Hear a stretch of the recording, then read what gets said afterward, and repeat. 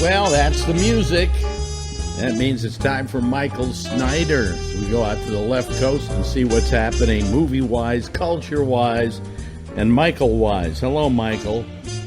Hello, Alex, and I'm here in the environs of SoCal, Southern California, and it's summertime, but it ain't too hot. I'm kind of hanging in and enjoying the balmy weather, but it is, of course, Hollywood, and that means they're rolling out summer movies, and maybe there are film doldrums in August, because the big guns have been kind of pop guns this week. Shall we get to it? Absolutely. Well, there's always been a need for a hero. And I guess if you multiply hero times 4, you've got something really good. And oddly enough, back in the day, Marvel Comics, the giant elephant in the movie room these past couple of years, had a set of characters that launched their most successful run of comic book lines, and the characters were called the Fantastic Four. And for some reason, despite having tried twice, no one's been able to actually do a good job with this particular property. Mr. Fantastic, the Invisible Woman, the Human Torch, and the Thing, kind of a de facto family. Since they started making these movies back in the earlier days of this boom, they tried a couple movies back to back. Fox had the property. You know, Marvel doesn't own everybody in their comic book line. Fox owns the rights to X-Men and Fantastic Four. Sony owns the rights to Spider-Man. They have kind of fumbled the ball, so they reteamed with Marvel to make the next Spider-Man film. Maybe Fox ought to do the same if they're going to try to make more Fantastic Four movies, because boy, is this new one a disappointment, despite the director being Josh Trank. I will get to the reasons for my disappointment. Rather than take direct inspiration from the original Stan Lee, Jack Kirby Fantastic Four, as constituted and updated over the years as a Manhattan-based first family of superheroes. That was the case with the cheapo, unreleased Roger Corman Fantastic Four and the Fox-released blockbustery two-picture version from a decade or so ago. This uses Marvel's weird ultimate version of the Fantastic Four that was part of a more youth-oriented 21st century take on the characters, a revision or reboot that existed side by side with the long-running mainline Marvel continuity. The original Fantastic Four was gray, had gray hair at the temples. Sue Storm was a grown woman, Johnny was her younger brother, and Ben was his best friend. But not in this version. It doesn't work, at least not here. It's kind of a youthful, teen-oriented selection of fantastic superheroes.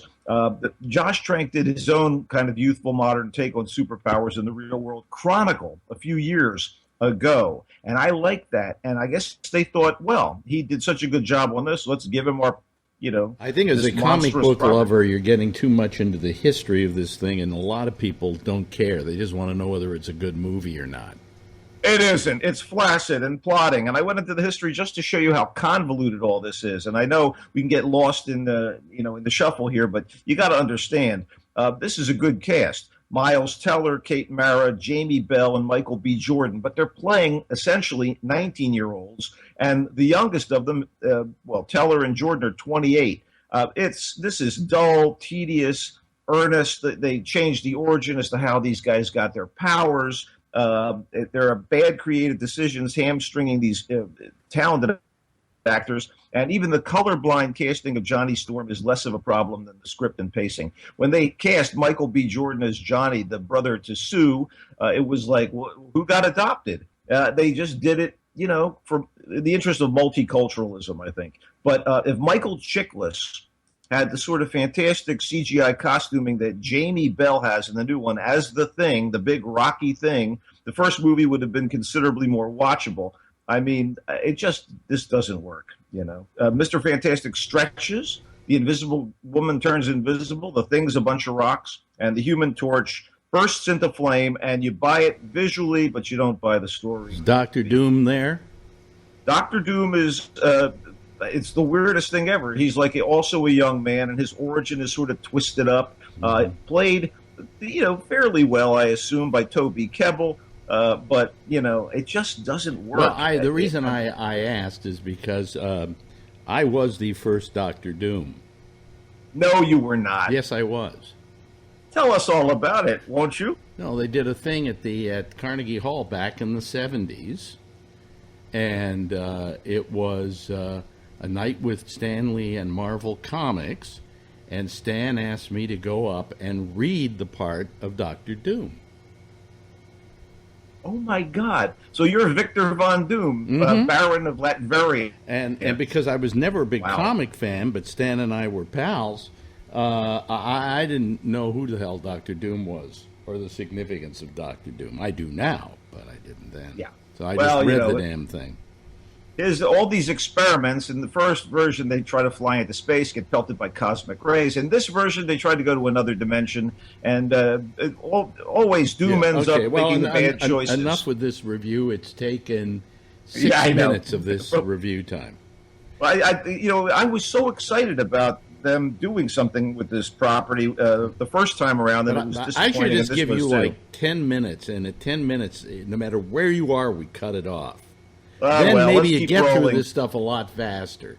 Maybe. I need that ticking clock. You know what? Moving on, okay? The Gift was a real surprise. How good it was, how clever it was. It's about a young married couple who run into an acquaintance from the husband's high school days, and kind of it shakes up their entire world. Australia's Joel Edgerton is an actor who's so fine that he can make you fear him on the screen, like in Animal Kingdom, or root for him as you do in Warrior, the fighter drama, or you can weep for him when he's trapped in a dog like Exodus: Gods and Kings. He's also a damn fine screenwriter, as illustrated by the script he did for the Aussie thriller The Square. Now it turns out he's a great director too. This is his directorial debut, The Gift, and it's written by him as well. And he co-stars with Jason Bateman, and it's kind of a Hitchcockian thriller that calls to mind this French film I love called With a Friend Like Harry. And it's great stuff. This encounter with Gordo, the guy from the past, just launches a whole series of creepy, crazy circumstances. I really recommend The Gift. Shaun the Sheep knocked me out. This thing is a full-on home run from the Aardman Animation people who brought us Wallace and Gromit and Chicken Run. Shaun is a sheep with a mind of his own, and originally a character in the short 1995 Wallace and Gromit film, The Close Shave, and he was spun off into his own TV series, now as a feature film. And so due to a set of wacky circumstances and Shaun's independent nature, he and the flock and the sheepdog who oversees them have to trek from the farm to the big city to find their farmer. It's a little reminiscent of the plot to Babe, Pig in the City, but nowhere near as dark. And the results are endlessly amusing with these lovable characters caught up in intricate slapstick machinations. The look of this thing, multi-dimensional stop motion animation, gorgeous. Even if the characters are kind of designed in the typical goofy Aardman House style. I mean, this thing is wordless, so it's already cleaned up worldwide at the box office. Very clever. No need to translate. It's all up there on the screen visually. And now here in the States, a flock of inside jokes for grown-ups, insanely catchy signature tune, really a fun fest for the proverbial kids of all ages. One of the best family films I've seen in a while, Shaun the Sheep. All right, here comes a stinker. Ricky and the Flash. Meryl Streep becomes a rocker for this movie, singer and guitarist leading her own bar band. This is written by Diablo Cody, truly a lottery winner, who won an Oscar for Juno and has made nothing but crap since, as far as I'm concerned. I mean, this is another Diablo job, as bad, if not worse, than Jennifer's Body and Paradise and The Overrated Young Adult. The dialogue is false and stilted and funny. It turns out that Ricky, our lead actress, our lead performer, our central figure, with her crappy band, featuring Rick Springfield as her partner on stage, wants to get out of the old bar band scene in L.A., but she's never going to do it. And meanwhile, there's a crisis at home with her daughter, and her ex-husband basically calls for her, and she shows up, and the reunion doesn't go anywhere the way they wanted. The characters are heavy-handed caricatures. The finale is as cringe-inducing and phony as anything I've seen in a long time.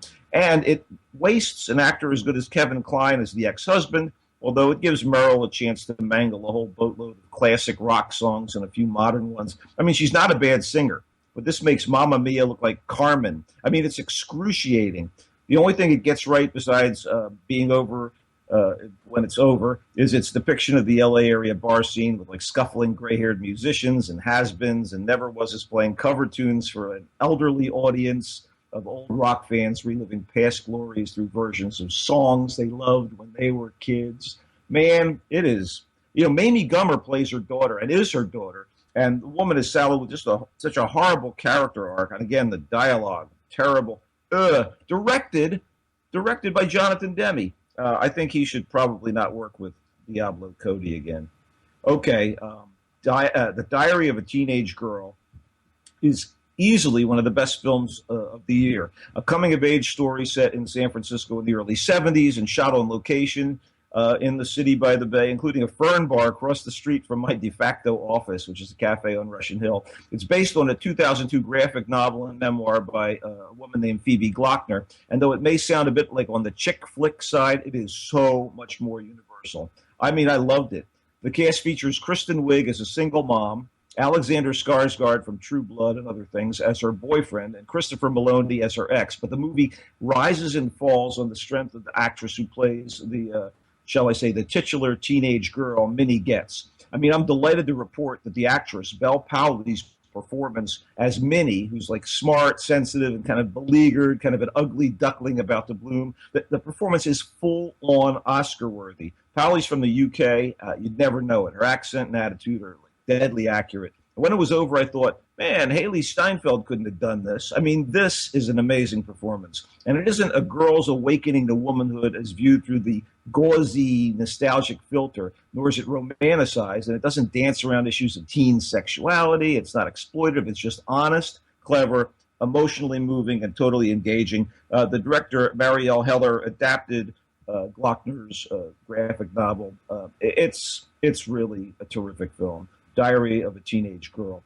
Let's wrap this baby up. Dark Places is an adaptation of Gillian Flynn's novel. She's the woman who did Gone Girl. This is not anywhere near as good. Charlize Theron plays a woman who has tried to deal with horrible crime in her past, and this young man comes and says, "Oh, me and my pals can help solve this and free your imprisoned brother," and it goes from there. Good performances by Chloe Moretz and Christina Hendricks in significant roles. Corey Stoll, Nicholas Hoult.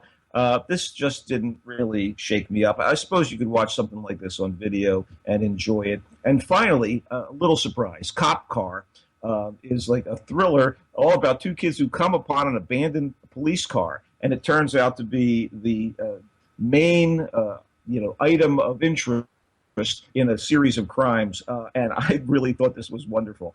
And it stars Kevin Bacon as this policeman who has done some things maybe he shouldn't have done. The kids are great. Kevin Bacon's great. It's just beautifully constructed, and it worked. Cop Car. If you can find it, I believe Cop Car and Dark Places, at very least, are both available on streaming video, too. And I recommend Cop Car over Dark Places. That's it. What do you got in TV, buddy? Nothing. Just a bunch of shows which are slowly becoming disappointing, but that's about it, What has got in your craw? Oh, Mr. Robot is just falling apart.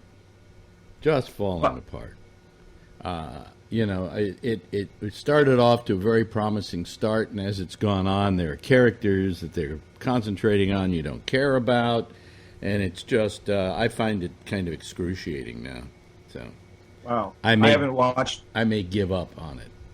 I'm about 2 weeks behind. I guess we'll see how it works out. I was gratified with how Humans played out, so there you go. Yeah, Humans played out good. It's fine. Well, it hasn't played out yet in the United States. It's got, I think, one more episode after this week. 2 more episodes. So, anyway, that's it. That's about it. I have nothing new to report. So let's get the hell out of here. Okay. Well, from here on in, though, I'm calling you Dr. Doom. But yeah, let's kick it. Tell them where they can find you. On Twitter @Culture Blaster. Check in, follow, etc. And on Facebook at Michael Snyder's Culture Blast page. Like it and click on our various and sundry segments. And of catch you course, next he's time. here on Gabnet and on our Roku player. Anyway, that's it. Thank you, Michael. See you next week. Okie dokie. Bye-bye.